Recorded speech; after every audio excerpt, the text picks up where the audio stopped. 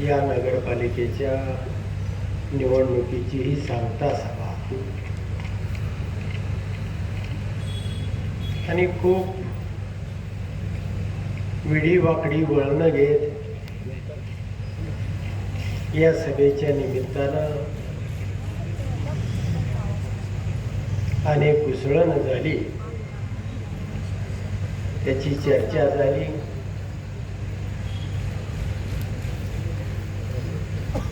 खरं तर हे माळेवाडी गाव नशिबान म्हटलं पाहिजे की अनेक गावं लगत असतानाही संग्रामनगर असेल, यशवंतनगर असेल, बागेची वाडी असेल, परंतु नगरपालिका म्हटलं की समृद्धीच्या दिशेनं जाणारं एक 100 पट उंचीचं पाऊल, अशा पद्धतीचं एक विकासाचं द्वार फुलवणारं आणि आपल्या ज्या मूलभूत गरजा आहेत त्या पूर्ण करणारं असं हे झालं. तुमच्या सगळ्यांच्या संघर्षानं आणि प्रयत्नानं हे खरं तर मी वेळापूरसाठी मागे राहिलो.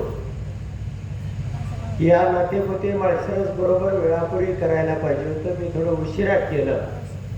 आता जिल्हा परिषद निवडणूक करूनच करायचं असा सगळं तयार झालेलं आहे. आणि अशा या भव्य दिव्य माळेवाडीमधील होणाऱ्या सांगता सभेसाठी या जिल्ह्याचं, राज्याचं ज्यांनी समर्थपणे नेतृत्व केलं आणि त्याचबरोबर या अकलूज आणि परिसराला एक राज्य स्तरावरचं नाव प्राप्त करून दिलं, असे आदरणीय नेते विजयदादा, बाळदादा, मदनदादा, शिवतेश मोहिते पाटील, या ठिकाणी उपस्थित असलेले सर्व मित्र पक्षाचे, संभाजीराव शिंदे, वाघमारे सर्व कुटुंबीय, सर्वांची नावं घेत नाहीत. अनेक लोकांनी या निवडणुकीच्या माध्यमातून या संघर्षामध्ये आपली भूमिका बजावलेली आहे, महत्वाचे योगदान दिलेलं आहे.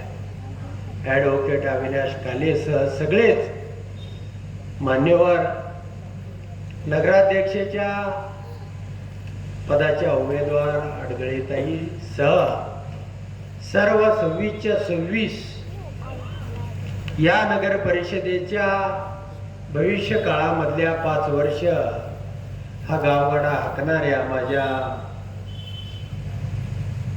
भगिनी आणि बंधू आणि या ठिकाणी जमलेले सर्व तुम्ही सुज्ञ मतदार मित्रांनो, या निवडणुकीच्या माध्यमातून अनेक मंथनं झाली, अनेक काही या ठिकाणी आश्वासनाचे पाऊस पडले, अनेक टीका टिप्पणी सुद्धा झाल्या आणि त्या झाल्या पाहिजेत. आपल्यालाही चांगलं काय वाईट काय हे कळालं पाहिजे.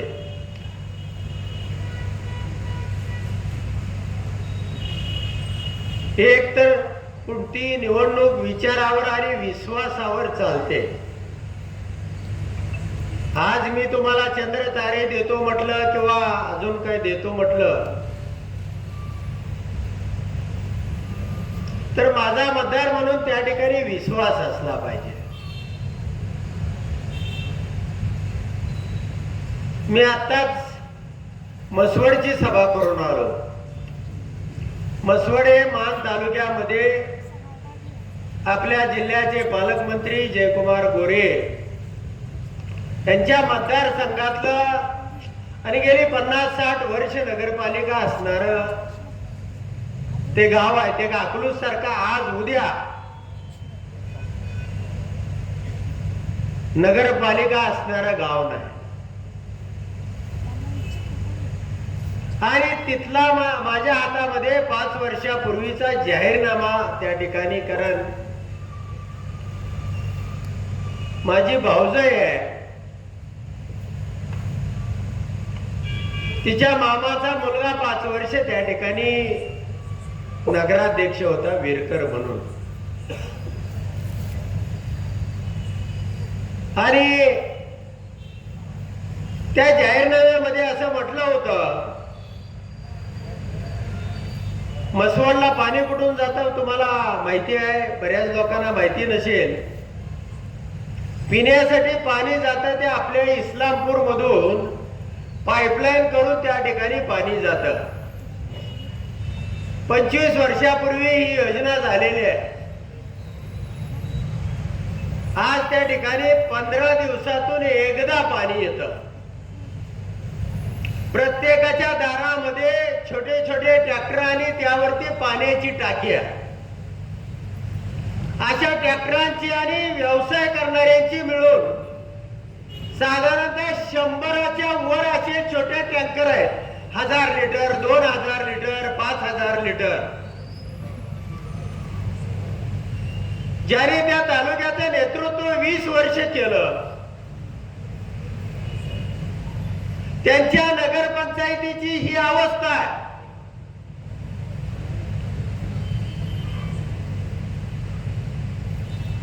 आणि कायम ते सत्तेमध्ये आहे. पृथ्वीराज चव्हाण मुख्यमंत्री असताना सुद्धा हे गळ्यातले ताईत होते. गेली 5 वर्ष देवेंद्र फडणवीस मुख्यमंत्री असतानाही गळ्यातले ताईत होते. आणि म्हसवड एवढा भकास शहर तुम्हाला एखाद्या म्हणजे वेळापूर तर चांगला आहे. मित्रांनो, मी एका गावचा छोट्याशा आमदार पण नव्हतो.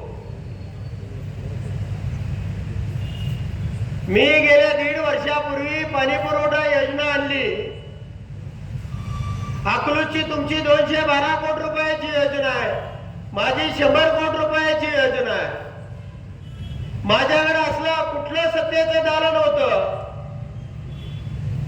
मी तर बारबाई विरोधामध्ये राहणारा, माझं अख्खं आयुष्य विरोधामध्ये गेलं. परंतु त्या गावाला पाणी मिळालं पाहिजे, दररोज सकाळ संध्याकाळ पाणी असलं पाहिजे या भावनेमधून. आणि 13 महिन्यामध्ये 80% म्हणजे आता पैसे सरकारकडे नाहीत म्हणून गेली 1 वर्ष त्याचं फक्त 10% काम राहिलेलं आहे. 9 महिन्यामध्ये ती योजना पूर्ण केलेली आहे. जर एखाद्या ग्रामपंचायतीची योजना 100 कोटी रुपयाची 9 महिन्यामध्ये पूर्ण होत असेल तर म्हसवडची नगरपालिका, गेल्या 50 वर्षाची नगरपालिका, तुम्ही जात असाल नाथाच्या पाया पडण्यासाठी, सिद्धनाथाचं मंदिर आहे, जाता येता पाहत असाल, तिथले एका चिवट्या आणि दुसरा त्याचं नाव विसरलो, त्याने 1 वर्ष उपोषण केलं. ते बसवडचे स्टँड असं खिंडार म्हणून पडलं होतं. त्या गावाच्या गल्लीबोळामधून आजही जावा, जर आज शिरता येत नाही, शिरलेला माणूस माघारी निघता येत नाही. तुम्हाला वड्याच्या बाजूने गेलं पाहिजे, इतक्या लहान गुळी आहेत. आणि आम्हाला येऊन या ठिकाणी तुम्ही सांगता की 1000 कोटी देतो, 500 कोटी देतो.